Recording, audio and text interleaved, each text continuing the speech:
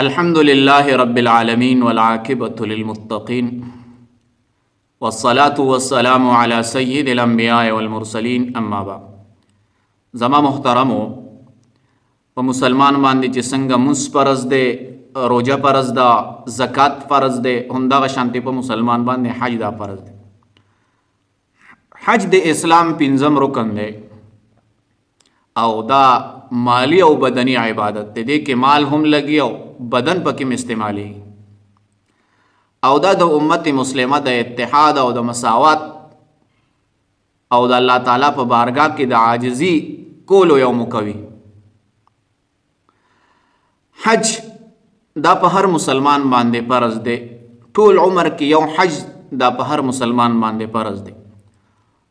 خدا غي د پاره شرایط دي، هغه شرایط منګه بیانو. خود دین مخکې د دې حج فضیلت او د دې اهمیت سره قرآن پاک آیت ته ولله علی الناس حج البيت من استطاع الیه سبیلا ومن کفر فإن الله غنی عن العالمین. او د الله د پاره دی پر خلکو باندې د الله تعالی د کور حج یعنی دا په فرض دی. څوک بچا باندې چا خلق چې هغه طاقت لري، هغه سرمال وی په خلکو باندې، او کم خلق چې د دینه انکار کوي، د دې فرضونو انکار کوي، نو الله تعالی د دې تمام جهان نه چې بے نیاز ذات دی. په بل آیت کې او اتم الحج والعمره او حج او عمره دا د الله د پاره پورا کړي. حضرت ابو هريره رضی الله تعالی عنہ د نبی علیه الصلاۃ والسلام حدیث نقل کی، فرمائی قال سمعت النبي صلی الله علیه وسلم یقول من حج لله فلم يرفث ولم يفسق رجع كيوم ولدته امه. یو کس حج د پاره لاړو او حج کې عبس فحش خبرې ونکړلې او ګناه ته ونشوا، نو کله چې د حج نه راوپس کیږي د داسې راوپس کیږي لکه په دغه وخت کې چې د خپل مور نه پیدا شي.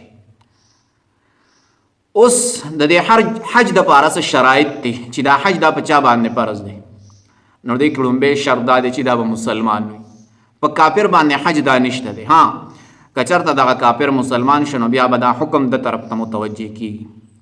دویم شرط پکې دا دی چې دا به عاقل وي، مجنون بنوي، یعنی ذهنی معذور بنوي، دا به عاقل وي، پاغه باندې حج دا فرض دی. دریم شرط پکې دا دی چې دا به بالغ وي.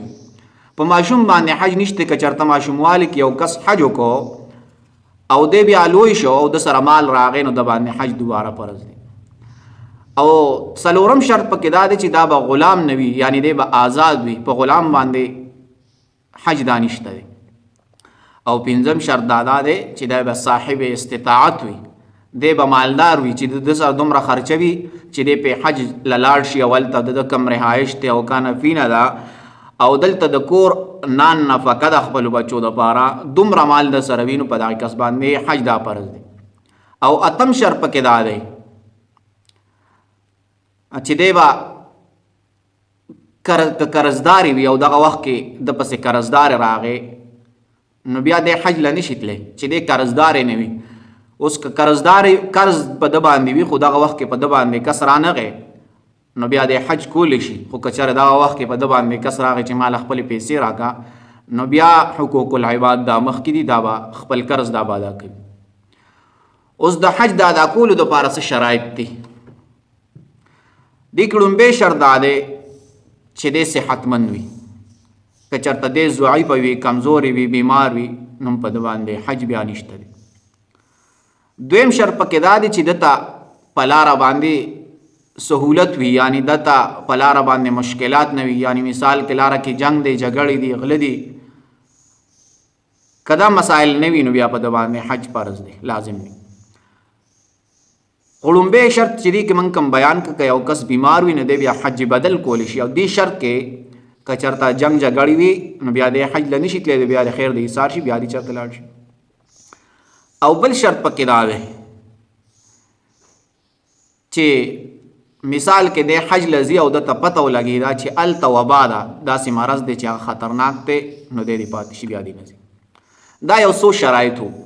اوس مسله دا ده چې حج اوس دا پرس کیږي په دې وخت کې. اوس چې د 2026 دا حج وشو، اوس د 2027 د حج د پاره داخلي دا شروع دي. اوس کم کس سره چې 11.5 लाख یا 11 लाख یا 12 लाख روپۍ وینو په دغه کس باندې حج دا فرض دی. بعض خلک اوس په هغه وخت کې چې کله د حج ورځې شي نو وایي په موږ باندې حج فرض دی، خو تللی نشو. نو حج له اوس د دې وخت نه هر یو کس له پکار دي چې کم باندې حج کیږي هغه له اوس پکار دي چې داخله وکړي. بعضې کسان وایي یاره چې کله الله وغواړي نو موږ به لاړ شو. نو الله خو به هغې وغواړي چې ته لومبې داخله وکړه، د داخلي نه بعد الله تعالی ته دا خپل د عمل پرېږده نو الله تعالی به تا قبول کړي.